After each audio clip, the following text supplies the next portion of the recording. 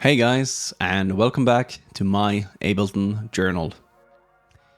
Today I'm giving you the ultimate guide on the things you can do to make sure that making music will end up being something you despise. Let's get started. Step number 1. Relentlessly compare yourself to everyone better than you. Compare your rough sketches to fully polished club-ready bangers.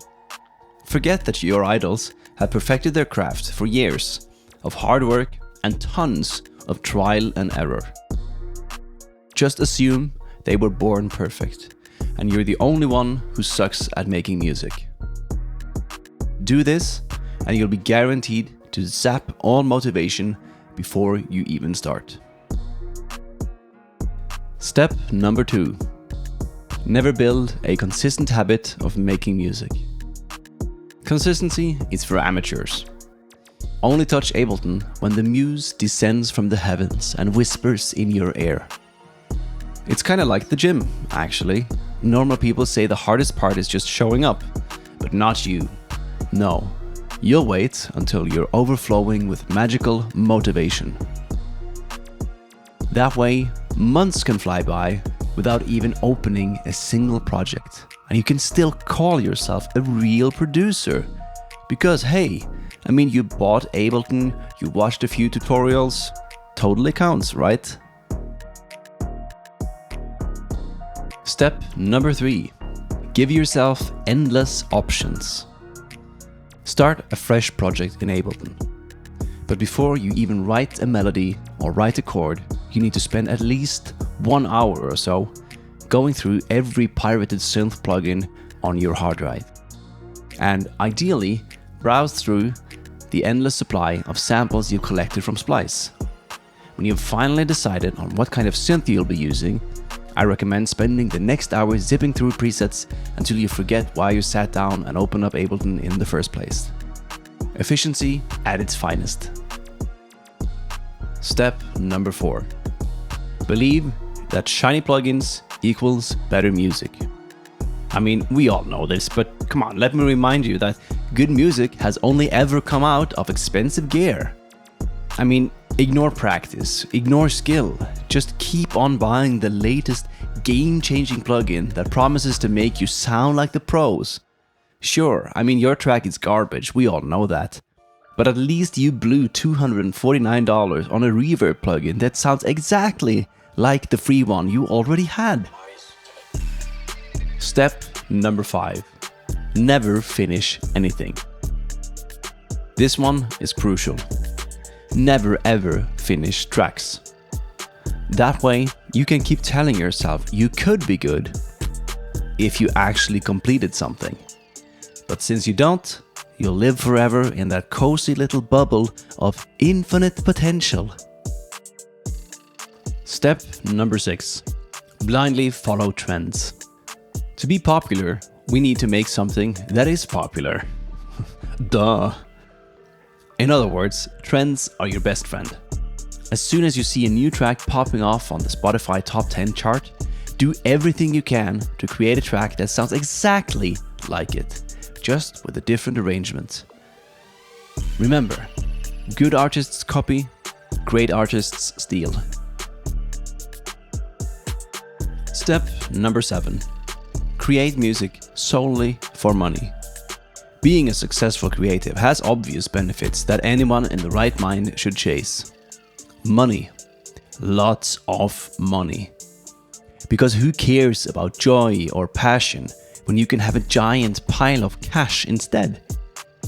With money, you're no longer some deadbeat loser in your parents' basement, dragging loops straight out of Splice, stacking them on top of Ableton stock sounds, and pretending you produced a track just because you swapped out the kick drum.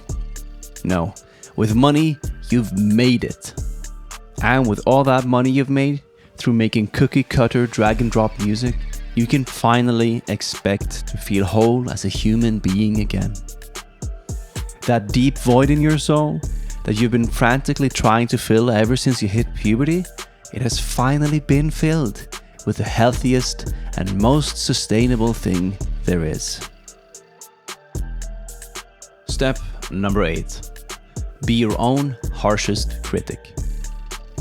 If you haven't already, it is time to unleash the absolute worst in yourself. Being your own harshest critic is surprisingly easy. Just follow steps 1 and 2 religiously. And then continually remind yourself that you're a giant, talentless loser who has no business in making music. I mean, you're not even a real musician. All you do is copy-paste loops from a 10-year-old sample pack, desperately trying to remake the top tracks from Beatport you heard in the last 2 weeks. And the catch here? I mean, you can't even manage to do that right. And why is that? Because instead of making music, you've been busy drowning in guilt, hiding from your DAW by endlessly scrolling TikTok, liking memes on Instagram, and convincing yourself that watching producer YouTube videos somehow counts as practice. Step number 9. Never share your work. Because whatever you do, don't let anyone hear your music. If someone compliments you, they're lying. I'm really sorry, but yes, they are lying. On the other hand though, if they criticize you, it is proof you should quit forever. The overall best strategy in this case? Keep everything hidden until you die. Step number 10. Believe creativity must be painful. We've all heard the story. The misunderstood genius no one listened to, who toiled away at their craft for a lifetime, died broke, died bitter, and only got recognized decades after their death. That could be you, if you're lucky.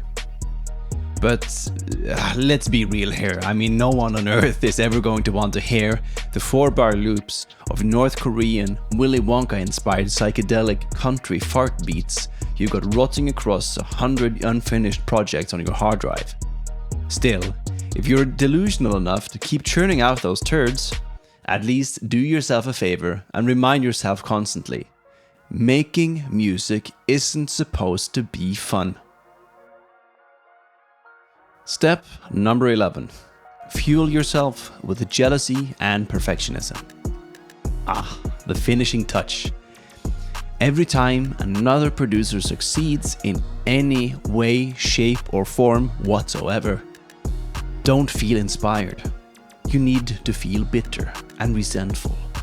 And after you've done stewing in your own bitterness, you need to obsess over every tiny, imperfect detail of your own unfinished tracks until you've drained all the life and joy out of creating music.